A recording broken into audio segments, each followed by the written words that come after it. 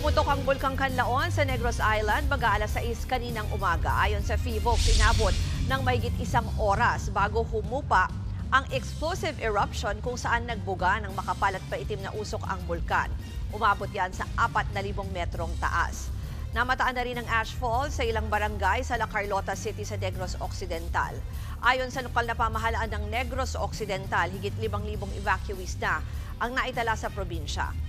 Magpapadala naman ng libo-libong food packs at non-food items ang Department of Social Welfare and Development para sa mga apektado. Tiniyak na rin ng Malacanang ang pagtulong sa lokal na pamahalaan para sa agarang aksyon. Disyembre noong nakaraang taon ang huling pumutok ang bulkan. Mananatili sa Alert Level 3 ang Kanlaon. Ibig po sabihin niyan mataas ang posibilidad ng patuloy pa na pag-aalboroto nito. Hindi naman daw yan nakikitang itataas pa ng PHIVOLCS. Hindi malabas yung magma na barahan, yung material natin, yung gases na bara, and nagkaroon ng overpressurization. Pwede pa rin itong masundan ng similar short-lived explosive eruptions. Wala tayong nakikitang pagdami ng dikit-dikit na lindol at sabay-sabay na pag-inflate ng buong edifice ng Canlaon Volcano. So that's the reason why right now we still maintain it at Alert Level 3.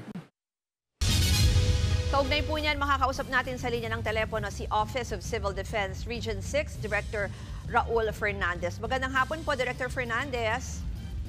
Ay, magandang hapon po, Ma'am Ruth, at sa mga taga-subaybay niyo po. Director Fernandez, pakibigyan po kami ng update. Kamusta po ang monitoring nyo? Ilan po ba? Ano pong sitwasyon ngayon dyan? At sa nasasakupan nyo? At ilan po ba yung mga apektado? Ano-anong lugar? Yeah, opo. Sa ngayon po, may po guys na nag-report po ng nakaranas po ng pagbagsak po ng abo mula po sa sa sumabog po na bulkan. So ito po ay isa pong barangay sa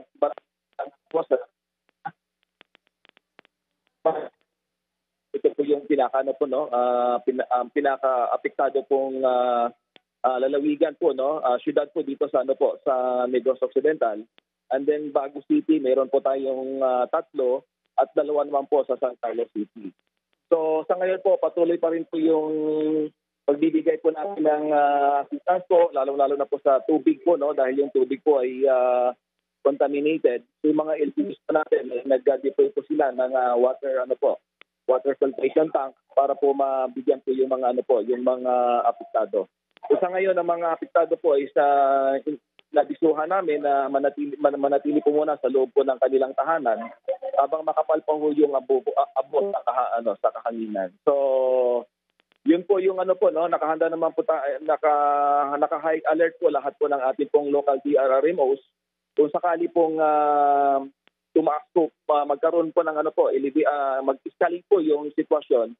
So nakahanda po sila para po kung kinakailangan po na mag-evacuate po muli yung mga apektado pong mamamayan, then nakahanda po sila para po sa gagawing pagbigkas po. Director, medyo magulo lang kasi yung first part ng inyong sinabi kanina. Bali ho, sa ngayon po, meron pa rin po bang evacuees or nananatili po ba sila? Nasaan po sila ngayon? Or yung iba nagsibalikan na ba? At saan po itong lugar? Yung mga evacuees po natin, ito pa ho yung ito pa ho yung nung nakaraang December 9. So umabot pa ho tayo ng 8,300 po na individuals na nasa loob pa rin po ng 22 evacuation centers. So hindi pa ho sila bumabalik sa 6 kilometers. So yung atin pong yung pong nasa loob po ng 6 kilometer radius extended danger zone, wala hong tao diyan ngayon. So yung mga tao po dyan nasa evacuation center pa. Okay. Ngayon po ay nararamdaman nyo pa rin po ba ngayon yung ashfall? Ano po ang monitoring nyo dyan?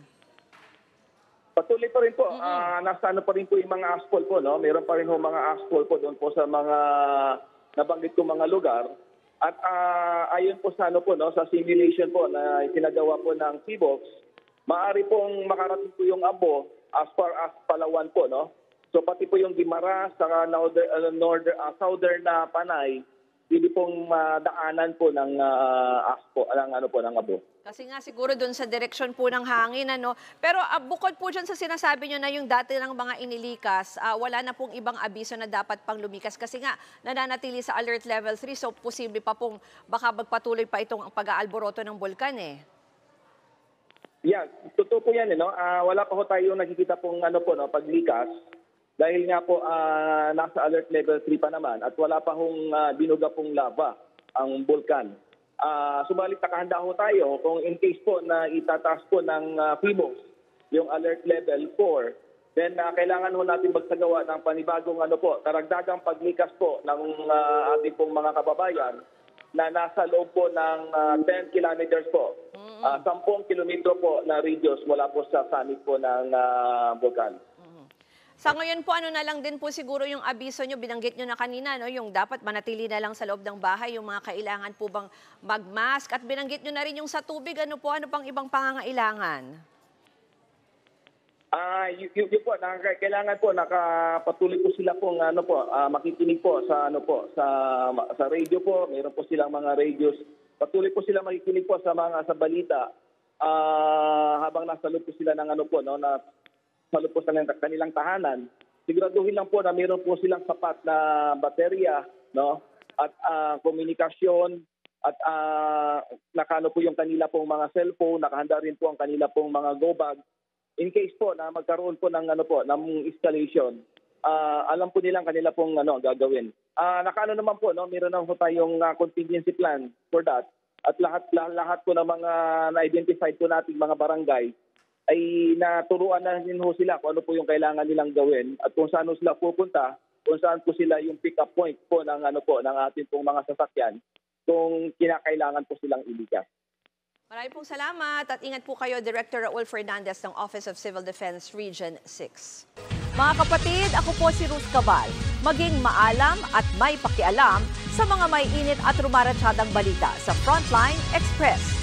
Para maging updated sa balitaan, mag-subscribe lang sa social media pages ng News 5.